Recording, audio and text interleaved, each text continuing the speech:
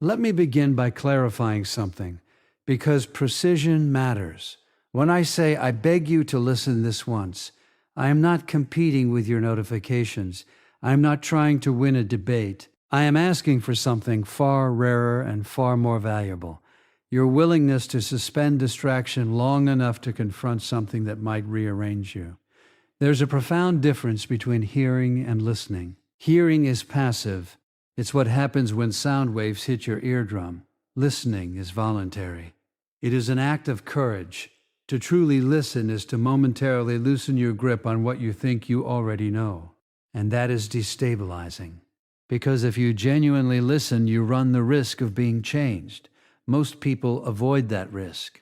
We live in an era saturated with information, but starved of reflection. You can access more knowledge in a single afternoon than most philosophers encountered in a lifetime. And yet anxiety is rising. Meaning feels scarce. Direction feels foggy. Why? Because information without integration becomes noise, and noise is anesthetizing. It keeps you busy, but it does not make you better. So when I say this is not noise, I mean it. This is not another motivational slogan you nod at and forget by dinner. This is an invitation to step out of psychological autopilot. And that step is small, but it is decisive. You see, your attention is not trivial. It is the gateway to your identity. What you repeatedly attend to shapes what you perceive. What you perceive shapes what you value. And what you value shapes how you act. If your attention is fragmented, your life becomes fragmented. If your attention is shallow, your decisions become shallow. That is not moral condemnation. It is a psychological reality. To listen, truly listen, is to reclaim authority over that process. But here's the uncomfortable truth. If you listen carefully enough, you will hear something you've been avoiding. That's why many people prefer distraction. Distraction is merciful in the short term. It spares you from confronting inadequacy, regret, fear. But it extracts payment later, with interest. It erodes competence. It erodes time. And time, whether you acknowledge it or not, is the ultimate currency of your existence. So when I ask you to listen this once, I am asking you to treat this moment as significant, not because of me, because of you. Because if you can sit still long enough to face an uncomfortable truth, you have already differentiated yourself from the majority. There's something almost sacred about voluntary attention. When you decide to focus intentionally, you are signaling to yourself that this matters. And what you repeatedly treat as meaningful becomes meaningful. That's how purpose is constructed, not discovered in a lightning strike. Constructed brick by brick through disciplined engagement. But here's the paradox. Many people say they want change, they want clarity, they want strength. Yet when confronted with the first step, which is honest listening, they recoil. Because honest listening dismantles illusions. It forces you to admit where you've been careless, where you've been resentful, where you've been passive. And passivity is comfortable. It allows you to blame circumstances, other people, the economy, your past. But the moment you truly listen, you begin to perceive your own agency. And agency is heavy. It implies responsibility. That is why this moment is urgent. You cannot build a coherent life if you refuse to examine the foundation. An examination begins with attention. It begins with saying, for the next few minutes, I will not escape into distraction. I will not mentally rehearse my counter-arguments. I will not scroll internally through my excuses. I will confront what is being said and measure it against my life. That act alone is transformative, because once you see clearly, you cannot unsee. Once you recognize a pattern in yourself, avoidance, procrastination, self-deception, it becomes harder to justify it. Awareness generates tension, and tension, if tolerated, produces growth. So this is not noise. This is a line in the sand. You are either someone who drifts through messages, extracting only what flatters you, or you are someone who wrestles with ideas until they refine you. The first path is easy and common. The second is difficult and rare. But rarity is precisely what gives it value. I am asking you to choose the second path, just once, right now. Listen as though your future self is in the room, watching. Listen as though the trajectory of your next 5 years depends on whether you are willing to be honest for the next 5 minutes. Because, in subtle but profound ways, it does. If you can master your attention, you can master your direction. And if you can master your direction, you can alter your destiny, and without apology. This is not noise. This is a moment. Treat it like one. Now that we've established the necessity of listening, truly listening, we have to confront the next uncomfortable reality. Most people are not consciously living their lives. They are enacting routines. They are executing scripts. They are moving, but they are not choosing. And there is a profound difference between motion and direction. Autopilot is efficient. It allows you to drive home without recalling every turn. It helps you perform familiar tasks without exhausting your mental energy. Neurologically, it's economical. But psychologically, when autopilot becomes your dominant mode of existence, something deteriorates. You stop examining your trajectory. You stop questioning your assumptions. You stop asking whether the life you are building is one you would consciously choose. And that's dangerous, because habits do not remain neutral. They accumulate. Small daily actions compound into identity. If you wake up each morning and immediately reach for your phone, you are not simply checking notifications. You are training your mind to seek external stimulation before internal direction. If you avoid difficult conversations, you are not merely preserving peace. You are reinforcing cowardice. If you delay meaningful work for comfort, you are not just procrastinating. You are shaping a self that flees from responsibility. That shaping happens quietly, gradually, almost invisibly. That's why autopilot is so insidious. You tell yourself you're just tired, just busy, just waiting for the right time. And those justifications feel harmless in isolation. But strung together over months and years, they construct a life of reaction instead of intention. Consider this carefully. If you do not consciously choose your direction, something else will choose it for you. Your peer group will. Your environment will. The algorithms will. Your unexamined fears will. And you will mistake that externally shaped path for destiny.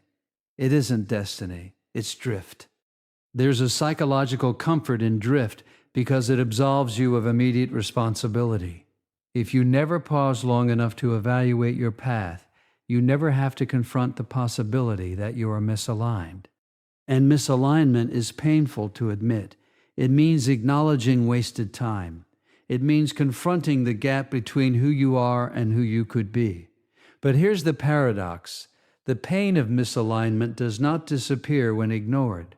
It transforms into restlessness, into resentment, into low-grade anxiety that hums in the background of your life. You feel vaguely dissatisfied, but you can't quite articulate why. So you seek distraction again. More sauce, rolling, more consumption, more noise. And the cycle reinforces itself. Autopilot thrives on unconscious repetition. You wake up at the same time, think the same grievances, avoid the same challenges. And because nothing catastrophic happens immediately, you assume everything is fine. But meaning does not evaporate in a single dramatic collapse. It erodes, slowly, like a coastline losing ground to persistent waves. Now, I am not suggesting that routine is inherently bad. Structure is essential. Discipline is built on repeated action. But routine must serve intention. It must be subordinate to a consciously articulated aim. Otherwise, it becomes mechanical existence. Ask yourself a difficult question. If someone observed your daily actions for a week without hearing your stated goals, what would they conclude your priorities are? Would they say you are building strength, competence, integrity, or would they say you are optimizing for comfort and distraction? Your behavior is your real philosophy. Not your aspirations, not your declarations, your actions. And that's where autopilot becomes ethically significant. Because to live unconsciously is to abdicate responsibility for the consequences of your patterns. You may not intend to waste your potential, but if you refuse to examine your habits, you participate in that waste. This is why awareness is disruptive. The moment you step out of autopilot, you see the repetition. You notice how often you default to what is easy rather than what is necessary. You become aware of the micro decisions that shape your character, and that awareness creates a fork in the road. You can return to unconscious repetition, or you can intervene. Intervention does not require a dramatic reinvention. It begins with small acts of deliberate choice, waking up and pausing before reaching for your phone. Choosy. Aim to complete the difficult task first, initiating the conversation you've postponed. These are minor in isolation, but psychologically monumental, because each one declares, I am not merely reacting, I am directing. And direction restores dignity. There is something stabilizing about knowing you are actively shaping your life, even when outcomes are uncertain. Voluntary effort generates meaning because it aligns your actions with your values. It transforms you from a passive recipient of circumstance into an active participant in creation. But you cannot make that shift while asleep at the wheel. So the challenge is stark. Will you continue to drift comforted by routine but haunted by dissatisfaction? Or will you tolerate the discomfort of awareness long enough to choose your path consciously? Autopilot is seductive because it feels safe, but safety without growth becomes stagnation, and stagnation breeds regret. If you do nothing else after today, do this. Observe your patterns, not with shame, with precision. Identify one behavior that keeps you small and interrupt it. That single interruption is the beginning of agency, because a life lived unconsciously is rarely the life you would have chosen consciously. And if you refuse to choose, you are still choosing. Once you begin to step out of autopilot, something else becomes disturbingly clear. Time is moving regardless of your level of awareness. It does not slow down because you are uncertain.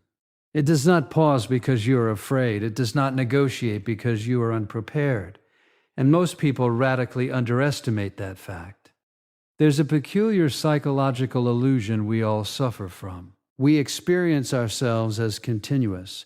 The person you were 5 years ago feels, subjectively, like the same you sitting here now.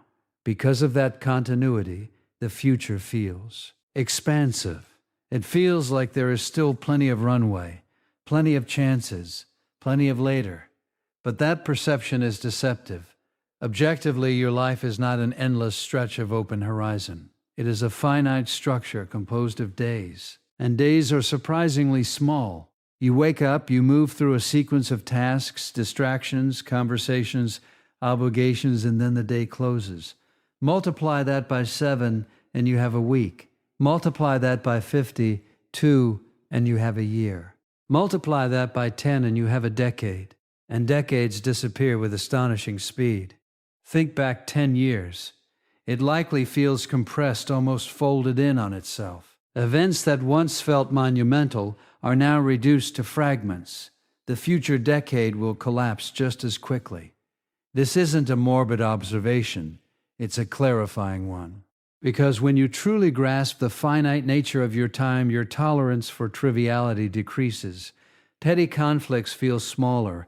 Endless scrolling feels more costly. Chronic hesitation feels less justifiable. You begin to see that every hour spent in avoidance is not neutral. It is an hour irretrievably exchanged. Time is the one resource that is perfectly democratic and completely unforgiving. Everyone receives 24 hours in a day. No one receives a refund.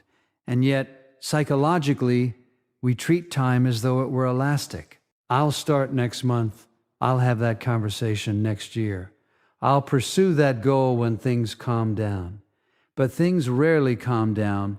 Life does not organize itself around your readiness. It presents complexity continuously. If you wait for the ideal conditions, you will wait indefinitely. Here's the deeper issue. When you repeatedly delay meaningful action, You train yourself to distrust your own intentions. You say you want to write the book, start the business, repair the relationship, improve your health, but you postpone and postpone again. Eventually, a fracture develops between your stated values and your lived behavior. That fracture erodes self-respect. You cannot admire yourself if you consistently betray your own aims. And the tragedy is subtle. It is not that you fail spectacularly. It is that you never fully attempt. You remain in a perpetual state of preparation, planning, researching, imagining, but not committing. It feels productive, but it is psychologically protective. Because as long as you haven't begun, you haven't risked failure. But not acting is itself a decision. It is the decision to allow time to pass without transformation. There's an ancient philosophical meditation that suggests you should contemplate your mortality regularly, not to induce despair, but to sharpen priority. When you remember that your existence is bounded, your choices acquire weight, the trivial falls away, the essential stands out. Ask yourself, if you had 5 years left, what would you stop tolerating?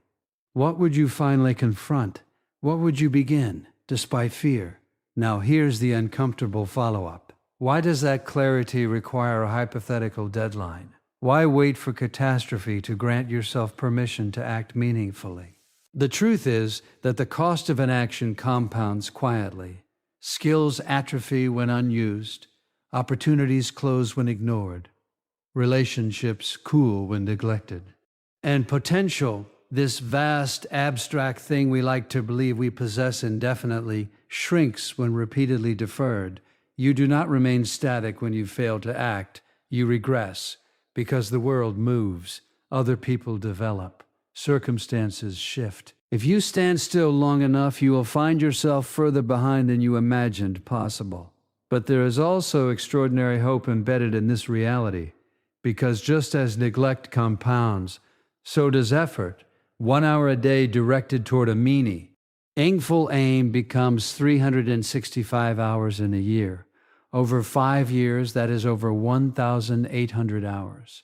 That is mastery territory. That is transformation. The difference between regret and competence often lies in what you do with small daily increments of time. So the question becomes stark. What are you exchanging your days for? Comfort? Distraction? The illusion of safety? Or growth? Contribution? Strength? You cannot eliminate the passage of time, but you can determine what it builds. Every day is either constructing the person you hope to become or reinforcing the person you secretly fear remaining. And here's the hardest truth of all. There will come a day when your capacity narrows, energy declines, options diminish. That is not pessimism, it is biology. If you delay courage until you feel invincible, you will likely act when you are weaker, not stronger. So act while your agency is robust, while your mind is capable, while your body responds, while opportunity still exists in plural form. Do not wait for urgency to be imposed externally. Generate it internally.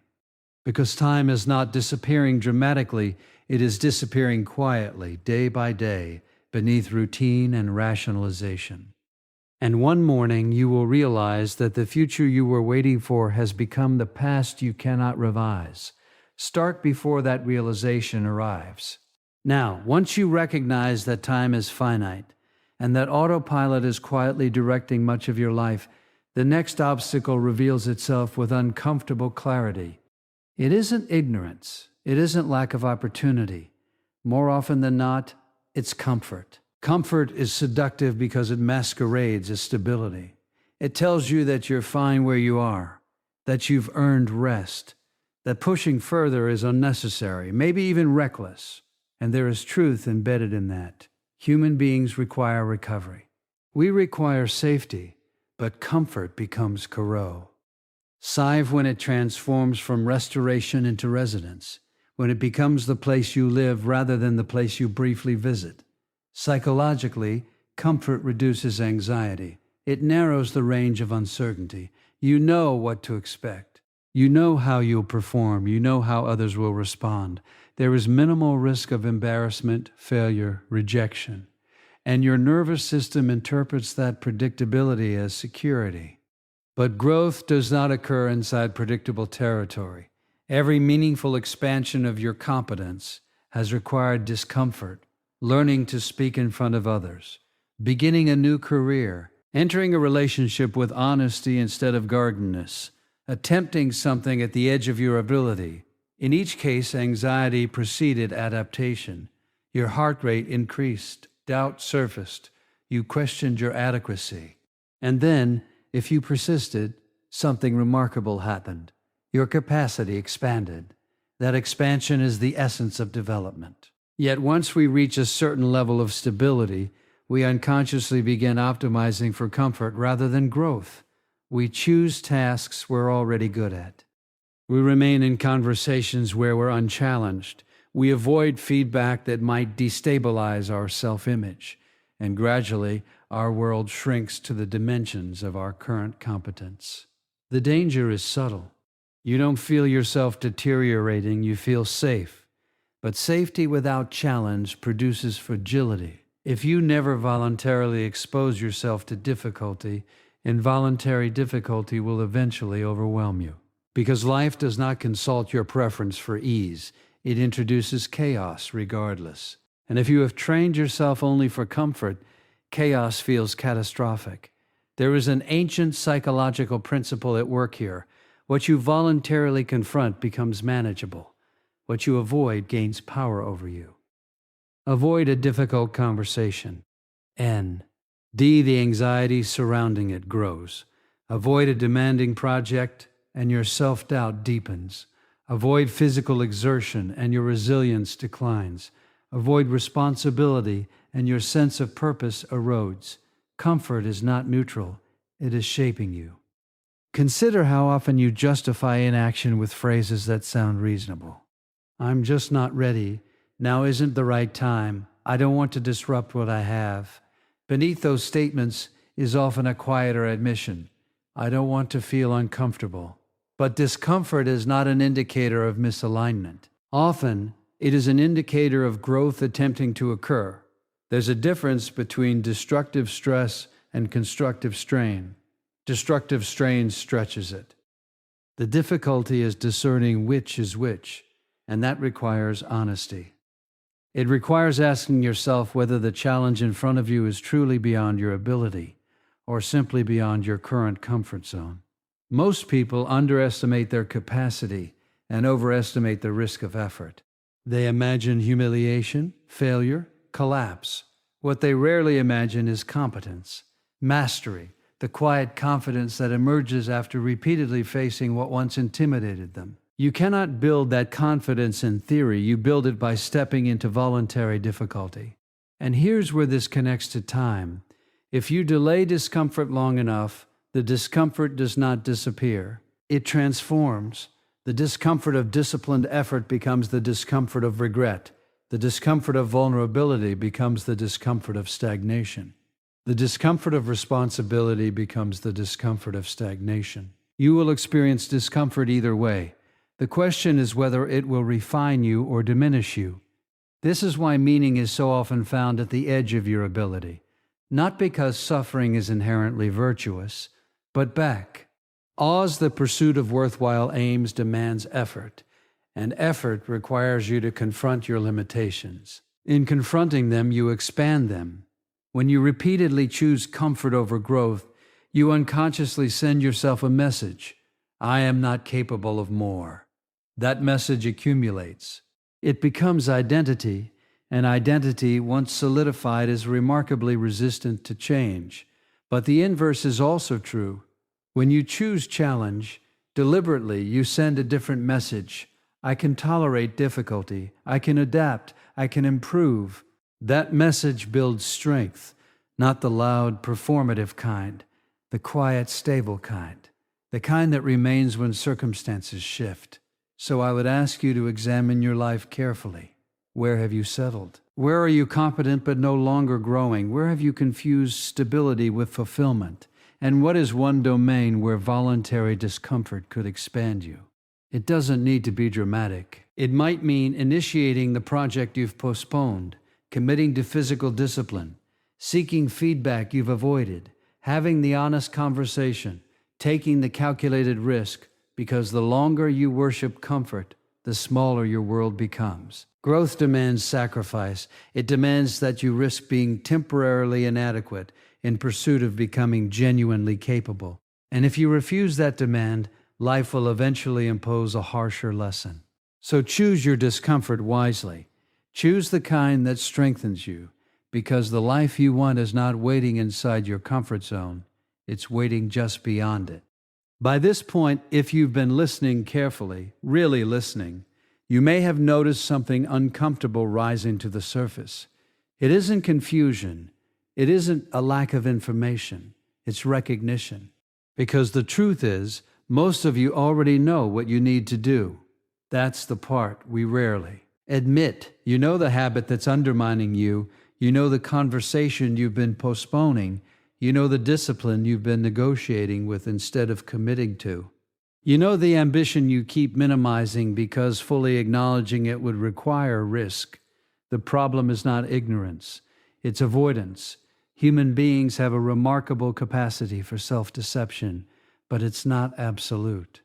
Deep down beneath the rationalizations and the carefully constructed narratives, there's an internal signal that tells you when you are out of alignment. It manifests as tension, as restlessness, as that quiet thought you push away when you're alone. And that signal is usually accurate. Psychologically, we are structured in such a way that unresolved responsibility does not vanish. It accumulates.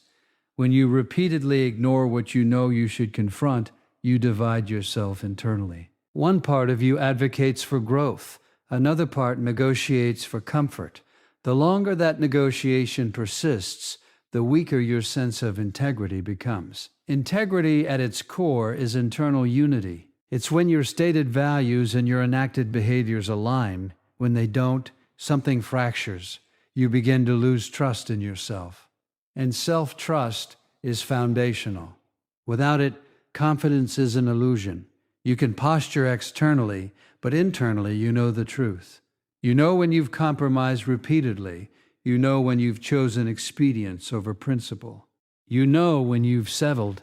This is why clarity is both liberating and terrifying, because once you admit that you already know the next step, you can no longer hide behind confusion. You may not know the entire path. That's normal. No one does. But you know the next responsible action. It's usually concrete, specific, slightly uncomfortable, and within reach. It might be as simple as waking up earlier and honoring. That time, it might be as difficult as ending a relationship that is corroding your character.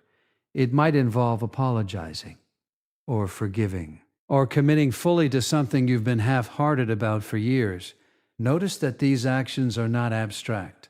They are immediate, and that's why they're powerful. We often paralyze ourselves by demanding complete certainty before acting. We want guarantees. We want assurance that the effort will succeed. But certainty is rarely available in advance.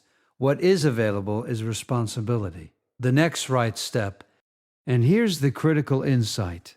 When you ignore what you know, you weaken your capacity to act in the future.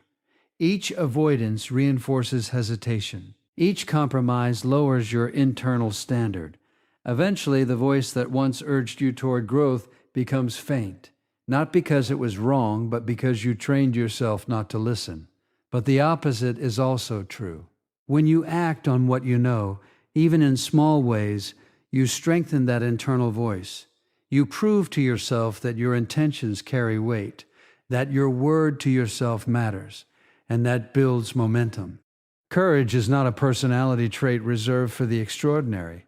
It is a habit formed through repeated alignment between knowledge and action. And here is the deeper philosophical layer. To know what is right and to refuse to act on it is a form of self-betrayal. Not dramatic betrayal, quiet betrayal, the kind that erodes meaning over time. Because meaning is found in the voluntary adoption of responsibility. When you decline that responsibility, you decline meaning. That's why stagnation feels empty, not because you lack stimulation, but because you lack alignment. So I would challenge you to become very precise right now, not vaguely inspired, precise. What is the one thing you already know you should do? Don't generalize. Name it. In your end. Clearly. Is it improving your physical health? Is it confronting your finances? Is it dedicating consistent effort to your craft? Is it speaking truthfully where you've been silent? Is it leaving an environment that keeps you small? Whatever it is, notice something important. You didn't need external instruction to identify it. It surfaced immediately. That's because you are not as lost as you sometimes pretend to be. You are conflicted, you are cautious, you are afraid, but you are not ignorant. And once you accept that, the responsibility shifts. You can no longer claim that you're waiting for clarity. You have clarity, at least enough for the next step. The question is whether you will honor it, because your future is shaped less by grand revelations and more by whether you consistently act on what you already understand. You do not lack knowledge, you lack decision. And the moment you decide, truly decide, you collapse the distance between who you are and who you could become. So stop waiting for a new insight. Act on the one you already have. So here we are. You've recognized the necessity of attention. You've seen the danger of autopilot. You've confronted the finite nature of your time. You've examined the seductive trap of comfort, and you've admitted, at least privately, that you already know the next step you should take. Now we arrive at the point where all of that either crystallizes into action or dissolves into another moment of temporary inspiration. Because insight, no matter how profound, is inert without decision. There is a critical psychological distinction between interest and commitment. Interest says, that's compelling. I should think about that. Commitment says, I will act regardless of how I feel tomorrow. Interest fluctuates with mood. Commitment restructures behavior. Most people live in the realm of interest. They perpetually considering becoming disciplined, considering becoming courageous, considering becoming aligned. But consideration is not transformation, it is rehearsal. Decision is different. A true decision closes alternative pathways. It narrows the field. It says, this is the direction, and that narrowing is frightening because it eliminates the comfort of indefinite possibility. As long as you haven't decided, you can imagine multiple futures. You can fantasize about who you might become. The moment you decide, you are accountable to that choice. And accountability introduces pressure, but it also introduces power. When you decide, you reorganize your internal hierarchy of values. What was previously optional becomes necessary. What was negotiable becomes non-negotiable. And that shift simplifies your life dramatically. You no longer debate every morning whether you will act. You act because you have already resolved the question. Think about the areas of your life where you are strongest. It is likely not where you felt the most motivation. It is where you made a decision and adhered to it long enough for identity to form around it. You decided to be reliable, to be competent, to be disciplined in a specific domain. And through repetition, that decision solidified into character. Character is accumulated decision. But here is the uncomfortable reality. If you refuse to decide consciously, you are still deciding you are deciding to remain as you are. You are deciding that your current habits are sufficient. You are deciding that the cost of change outweighs the cost of stagnation. Indecision is not neutral. It is a commitment to the status quo. And the status quo, left unexamined, drifts. It does not spontaneously elevate. This is why moments like this matter, not because they are emotionally intense, but because they present a fork in the road. You can leave this conversation stimulated yet unchanged, or you can leave with a defined action that begins today, not next week, not when you feel more confident. Today. The scale of the action is less important than its immediacy. Grand Abstract resolutions often fail because they lack specificity. I will transform my life is not actionable. I will wake up at 6 a.m. tomorrow and work for 1 uninterrupted hour on the task I've been avoiding is actionable. Decision thrives on clarity. And understand this, you will not feel ready. Readiness is often a retrospective illusion. People look back on decisive moments and narrate them as bold and confident. In reality, they were uncertain. They were anxious. They simply acted despite that. Courage is not the absence of fear. It is movement in its presence. If you wait for fear to disappear, you will wait indefinitely. But if you move while afraid, something extraordinary happens. Fear recalibrates. It shrinks in proportion to your demonstrated capability. Each time you act despite hesitation, you gather evidence that you are not as fragile as you imagined, and that evidence compounds. The future version of you, the stronger, more disciplined, more integrated version, is not created in a single dramatic overhaul. It is constructed through repeated, immediate decisions aligned with what you already know to be right. This is why the moment is now, because tomorrow the emotional intensity may fade, the rationalizations will return, the comfort will whisper, and the opportunity to convert insight into action will narrow slightly. You do not need to overhaul your entire existence tonight. You need to identify the next right action and commit to it without negotiation. Draw the line. Define the behavior, set the time, remove the alternative, and then follow through. Not because it's easy, not because it guarantees success, but because each act of disciplined decision strengthens the architecture of your character. At the end of your life, you will not be measured by how many ideas inspired you. You will be shaped by the decisions you enacted. So decide, not emotionally, not theatrically, deliberately. Choose the direction, take the step, and let your actions prove that this moment was not just another sound passing through your ears. Let it be the moment you answered yourself,